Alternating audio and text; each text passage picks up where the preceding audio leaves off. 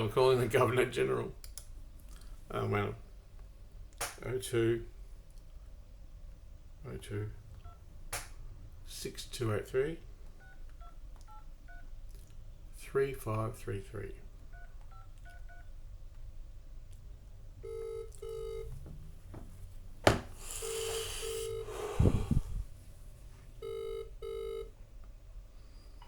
Good afternoon, Government House. How may I help? Oh, good afternoon.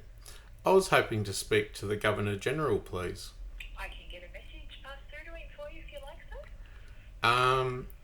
Well, it's kind of not sufficient because if I don't get an immediate response, I'm at great detriment. Okay, I can't put you straight through to the Governor General. I can definitely forward something through for you. Well, look, this delay, defer, deny, can't get in contact methodology is the reason I'm here.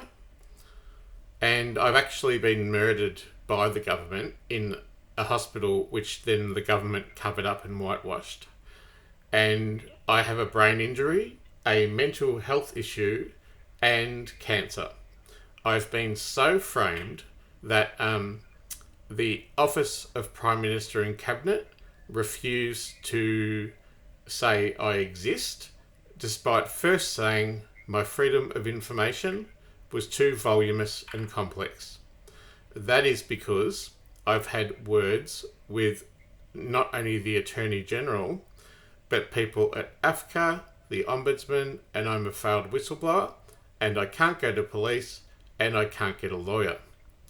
In addition to that, not only did that, what I call a conspiracy to manslaughter occur, but I just got a letter from the government, from, where was it? And I outlined all of this injustice, and they are actually aiding and abetting my death. I currently have no home, I'm squatting, I have no money or food, I don't have enough medication, I don't have a doctor. The Government of Social Services has just written to me not acknowledging any injustice that's happened, which includes multi-millions of dollars in detriment, and they refer me to a crisis service. Now, I wish to say that I've already been there, I'm already on the housing list, and I've already been to dffh.vic.gov.au, and they have already rejected me. Now, I don't have time to make a complaint to the customer feedback line. That's because I barely have money for an internet connection. After my death, which was the result of systemic oppression and being framed by a legitimate complaint about a GP, his lawyer, Mr. Ball of Ball and Partners, who sits on the legal bar of Australia and was a 40-year top-notch lawyer, he framed me from not being able to get any legal help anywhere. And in addition to that, my former partner, Steve Isonides, or Stefan, depending on how he presents himself to the tax department, was my former partner and an ASIO agent. He wants me dead. Last night or the night before, I had death threats at my window. The police clearly won't do anything. The police have the keys to my house, and my computer is hacked, and I own basically nothing. I am a former nationally celebrated human rights awarded autobiographer, and I worked for 25 years in altruism, helping other people in the community, mostly for nothing. And I had a mental illness in my early 20s, which I wrote about in a book which made me extremely vulnerable to exploitation. I've had an uphill battle my whole life, and the government and the Prime Minister of Cabinet refuses to concede that I even exist. This has rendered me an innocuous, voiceless vagrant in a democracy where there are whistleblower rights. If you don't intervene immediately as the Attorney General's office, then I must say that I have already failed in the CDDC scheme at the Finance Minister, at the Office of the Prime Minister and Cabinet, and also I'm banned from the Federal Police's servers. I can't get whistleblower status, and I can't even call 000. Because what they're trying to do is make it so hard for me to even exist that I kill myself. That is an abhorrent way to treat a human being.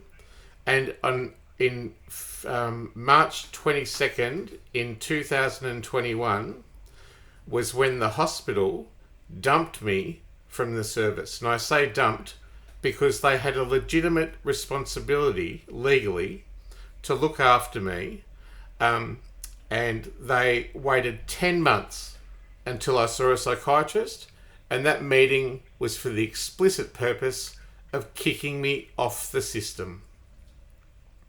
I wish to say too that there is no agency where I can complain anymore. Now, I believe there's an end goal to this. There simply must be. I have been absolutely, categorically character assassinated. I've lost all my friends. My family have rejected me. I have no home. I can't go to police. I can't get a lawyer. And I'm a political prisoner and a scapegoat. I'm a formerly nationally celebrated figure, and I additionally have even a Wikipedia page after me. In addition to that, I have cancer and a mental illness and an acquired brain injury. My former partner, Steve Isonides, you can go and have a look if you want. Look up his ABN. He goes under different names. Now, when I was with him, he embezzled $1.2 million in an offshore tax haven. Gee, it's not very nice. And he left me, he treated me coercively, sexually and financially as a slave, exploited my money, and then when I found out what he was doing, he dumped me and he was on to his next victim. He owes me a legitimate sum of about $500,000. Gee, that would be really cool, seeing as I have nothing to eat and nowhere to live. Additionally, he admitted to me he was present at a murder, and I have evidence of that. But the police won't listen. So there is some laws in this world, and what's going to happen is VCAT has already signed up to, because I've been squatting, right, for 5 months. The owners obviously want me out, and they are getting VCAT to move me on. And VCAT are coming at me with the law, backed up by the police, and they're going to move me on. But the law, ratified by the government in 2008 for the Charter of Human Rights for people with a disability, is legislated to be universally adhered to by public officials, parliamentarians, ministers, and any public service people under the public service legislation. All of these people, including all these ministers, including Minister Reynolds from the NDIA and Greg Hunt and many, many others, have failed to do so. That is because people are covering people with positions of money, privilege and power as exposed to me, who's easily exploitable, easy to frame and easy to kill. It says in that legislation, I deserve a home, I deserve equality before the law, I deserve access to the law, I deserve not to be exploited or tortured and not to be discriminated against. I need access to medicine and health care. This has put me at the centre, isolated, of a malicious conspiracy to pervert the course of justice, and it aims to aid and abet my death via punishing me financially via proxy and kicking the can down the road, delaying, deferring, denying until the public health service, which I've already exposed, can frame me as crazy and delusional, which they already have another 2 times, but the delusions, I'm afraid, are real. I can express myself however I want. And this is one of my last telephone calls that I object to this heinous persecution before I die via proxy.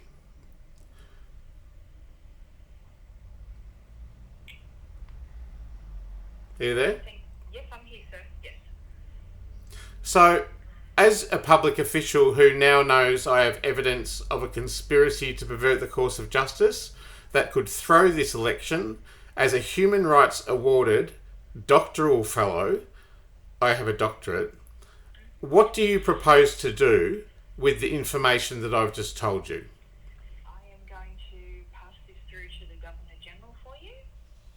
Are you happy to leave a contact number also, or an email? If that. Well, of course I am, but see, would you like me to do better? So you don't have to explain it all again. I've actually got a little narrative that I can send to him. Is there an email that I can send to him? Because I can send this complaint directly to him. Yes, certainly. There is, on our webpage, there is the option to send a contact message through to the Governor General's office. And what do you think he would do, framed by the information that I have? Because I've already failed the CDD scheme at the Finance Minister, at the police, Federal Police, and the Office of Prime Minister and Cabinet, who say I don't exist. I can't answer on behalf of the Governor General. What's the Governor General's name? David Hurley. David Hurley. Mm-hmm. I should have known that. Okay. Governor. Now, if he doesn't intervene immediately, this is going to cause immense detriment and huge human suffering, I wish to say. And I've suffered enough. In actual fact, I'm not a bad guy. I tell a mean dad joke, but my life's become a fight because I can't fight the whole world. And I can't fight the whole government. And I just want to say too, that my work cover case is been framed. So WorkSafe kept sending me to, in Victoria, kept sending me to Comcare, the federal insurer for the NDIA, because as a compassionate person who's worked for 25 years helping people, my job was at the NDIA after my doctorate, and I ran my own business for over 2 years. Unfortunately for me, the distress of complaining about this malpractice issue with a doctor and the stress of going through my own child sexual abuse case that was then thrown out by a magistrate, and then it was intelligently designed that it go past the appeal date, and then she sent me a CD in the mail, which I had to beg for, and the lawyer didn't even give me a result. They just said on the phone, "Oh, they chucked it out. What do you want us to do?" I said, "You have to provide me with a response." And so they didn't. And I called the Law Agency Society or whatever, the legal bar. But of course I'm banned from them. So they covered their ass. And then when it was out of time, I had spent 2 years collating my client's NDIA sexual abuse, child rape and incest story for the purposes of VOCAT. I not only failed one VOCAT, whereby I went to save a man who was violently being attacked, and there was 8 of them and 2 of us. I was hospitalised with broken bones, stitches, and I lost consciousness about 5 or 6 times during that assault. And further to that, there's video evidence of it, and the police have it. And I'm fighting for my freedom of information from the police, and they redact that bit of information. Now, the police obviously don't like me for some reason. And I wish to say the second VOCAT case was the sexual abuse case, which I failed because I had been framed as an extortionist for making a complaint about a GP. And so, are you laughing? No, I'm not, sir. Oh, right. Sorry. And then, so I was framed by an extortionist as from Mr. Ball of Ball and Partners before I even knew. I knew something was up in my gut. The whole world was against me, and I suicided in that hospital in February 2021.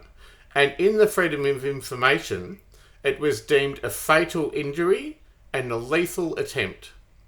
Now, I didn't know I was framed by him or my former partner, an ASIO employee, who was being strangely silent because he owes me $500,000. And look, I know he was present in a murder, and there's too much at stake for my truth to come out, and as opposed to what will happen to this country. Now, I'm a powerful person. I have sentience. I'm very, very forgetful. I'm a bit of a stream of consciousness guy now because I can't remember what I've done or what I'm doing. I have distress, and this is a vile victimisation. Victimisation is against the law, and this is a vile conspiracy to pervert the course of justice, and that's against the law. All my prosecution needs to prove in the High Court is that 3 or more people conspired to pervert the course of justice.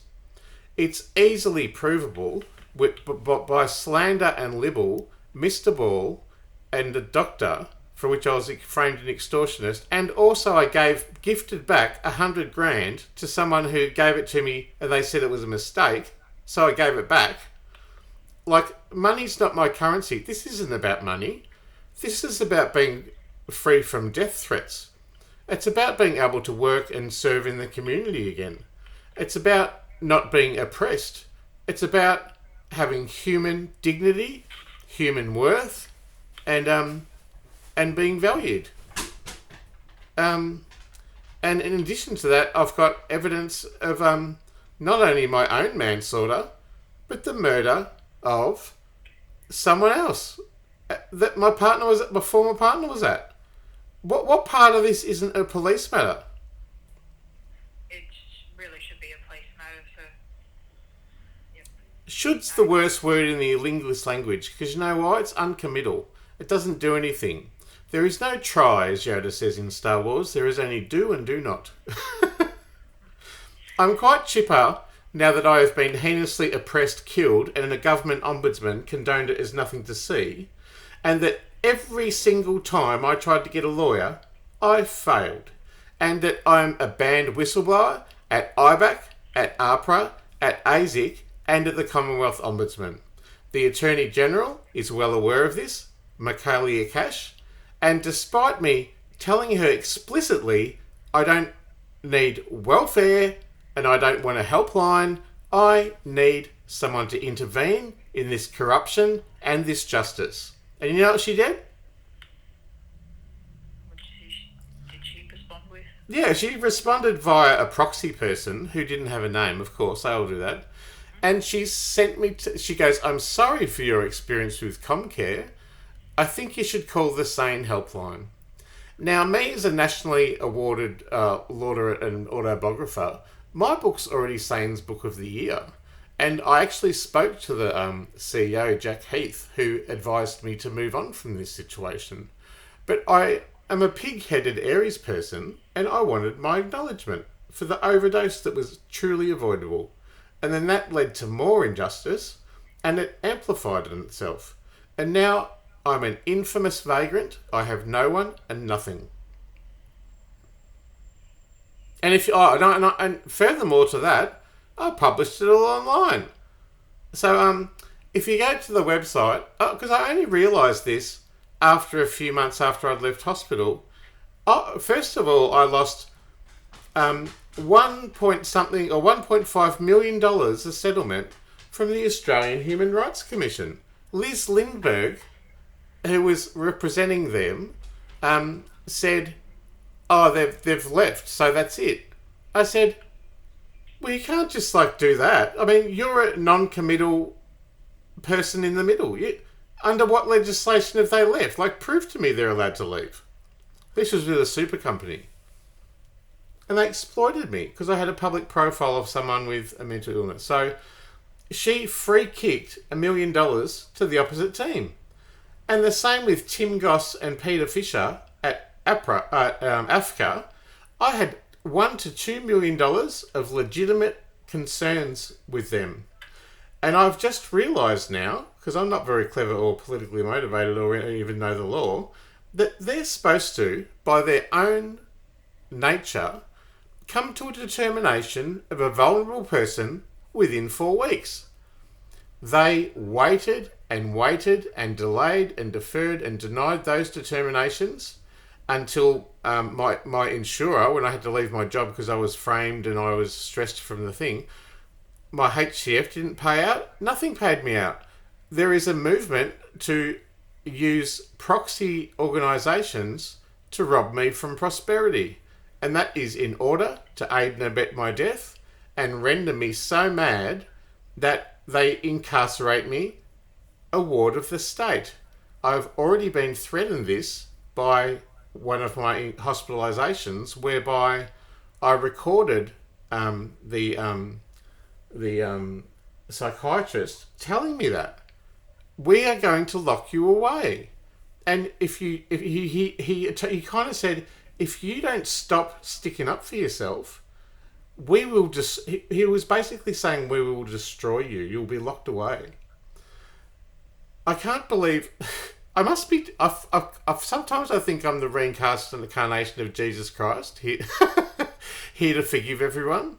It's the laughing Buddha, because I've actually got a good sense of humour about it, and but it has been an abhorrent 16-month journey of utter below poverty levels.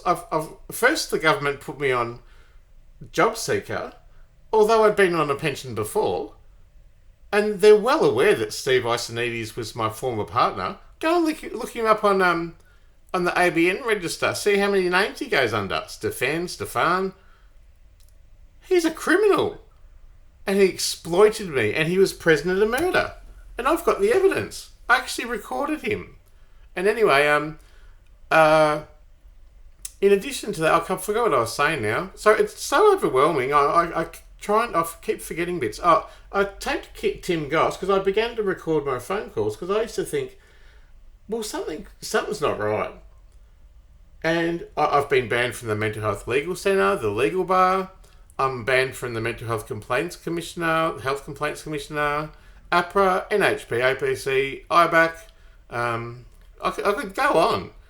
I've been categorically framed and desecrated by this government. And further, my website, richmclean.com.au, which I made in 1998 when the internet first came, had been going for 20 years, and all of my evidence was on there. And next thing you know, I get a call out of the blue, it was text out of the blue from the owner, and Micron 21, the business, have links to the government, and all of a sudden, my entire business, my NDIS business, richmclean.com.au, which was my ABN, and also my digital identity to log into Centrelink, to log into banks, to log into everything I've ever known, that email address was me. That website address was my art, it was my public speaking, it was my business, it was everything to me. And they intentionally and maliciously destroyed it out of the blue. And then they said, we have deleted all the backups and we have deleted all your emails. And then they said, do not call us. We've blocked your email. Thanks for being a customer. Goodbye. Now, I thought this was it would just started to become abhorrent, the maliciousness of this thing. No one cared. I went to business.gov.au, I went to the police, I went to Cyberwatch, I went to intellectual property, I went to the Small Business and Family Ombudsman. I tried to get insurance. I went to who else did I go to? The Telecommunications Industry Ombudsman. You'd think someone would have a concern that... I mean, imagine the government. Oh, I'll just take down everything with the .gov.au on it. That'd be fucking chaos, wouldn't it? I'm sorry, it's just so heinously vile. And all of my friends who I beg money off to survive are getting sick of me because I complain all the time. People say, why don't you move on? What do you reckon I should move on to? Selling heroin? Give them blowjobs for $20? Like, where am I going to go now that I'm absolutely and utterly character destroyed? I used to be a really nice person. I still am a nice person, but I've been absolutely heinously exploited, tortured, discriminated against. And like I said, I have cancer, a mental illness, and a brain injury. Where is my help?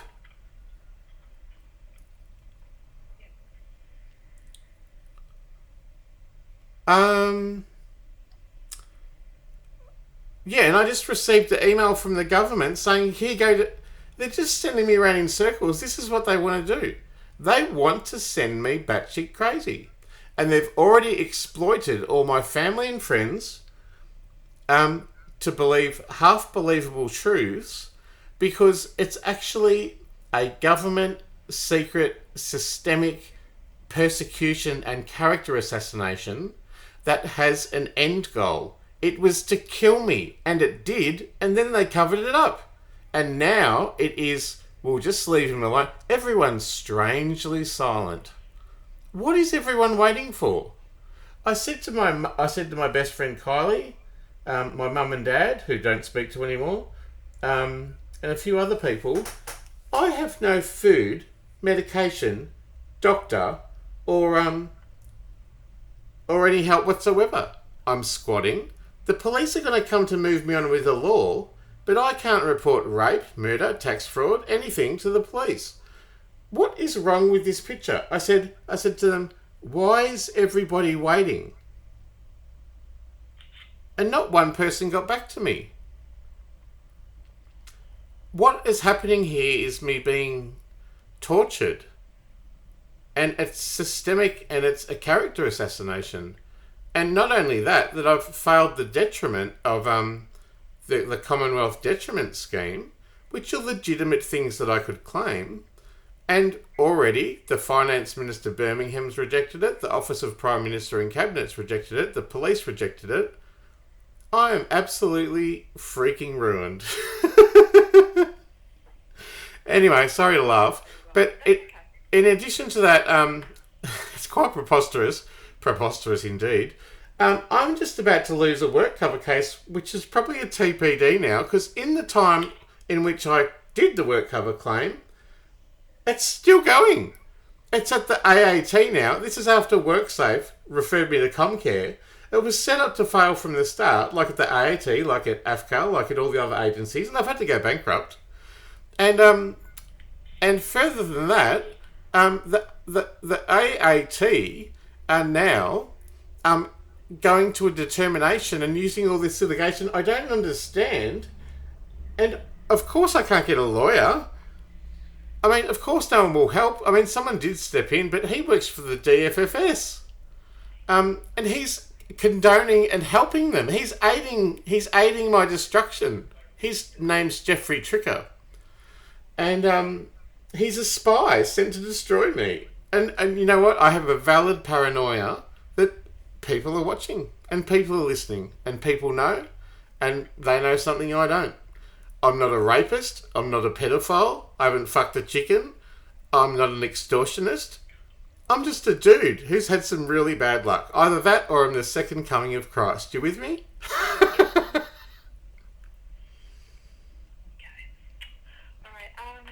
have you been on the Governor-General's website to send that information through that you mentioned before?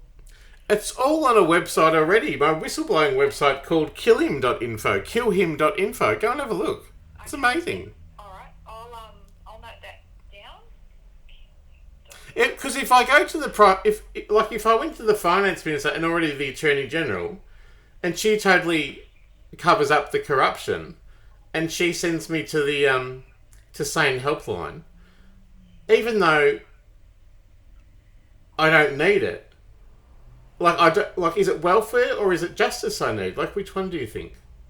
I'm not too sure. I'm sorry. Sir, I've noted your concerns down. I will forward these through as well as yourself. My name's Dr. Richard Mclean. McLean? Yeah, Okay. and you probably were expecting me. I live in a squat, and they're coming very quickly to get me. I've already offered the government an atonement of just an above average monthly wage until they can work out the detriment.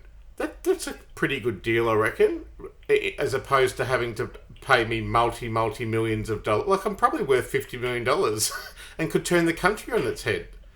Now I even offered them an atonement that would forgive them of everything and not have responsibility for my murder if they would simply just give me enough to simply live free from oppression in a house, and they refused. Okay, Richard, I'll forward that through for you. Okay. And, it's been interesting and concerning what you've been saying today in the conversation that we've had, and I'll forward that through to the Governor General's office for you. Okay? What's his name again? David Hurley. David Hurley. He's one. Oh, God, just lastly, if David Hurley doesn't get back to me, what will I do? Give us a call back, and we'll see what other avenues we may be able to assist you with. Does David Hurley have a whistleblower thing or an interest disclosure thing going on? I'm unable to answer that. I'm sorry. Oh, okay. Okay, I just didn't know. Okay, no, that's okay. All right, I'll forward that on, and it has been. I'll give you my number.